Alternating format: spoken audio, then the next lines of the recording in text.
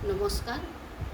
আজি আমাৰ অসমত কেনেকুৱা এটা ঘটনা হৈ গ'ল সকলোৱে গম পাইছে, নতুনকৈ কোৱাৰ প্ৰয়োজন নাই। অসম, ভাৰত তথা গোটেই বিশ্ববাসীয়ে এজন মহান শিল্পী আমি হেৰুৱালোঁ, কিন্তু আমাৰ কৰিবলৈ একো নাই। তথাপিও আমি তেখেতৰ আত্মাৰ সদ্গতিৰ কাৰণে 1 মিনিট মাতৃশক্তিৰ দলটোৱে প্ৰাৰ্থনা জনাব পাৰোঁ। তেখেত য'তেই আছে শান্তিত থাকক। আমি 1 মিনিট মৌন ব্ৰত পালন কৰিম আমাৰ মাতৃশক্তিৰ তৰফৰ পৰা। এইখিনি আমি কৰিলোঁ। ষ্টাৰ্ট।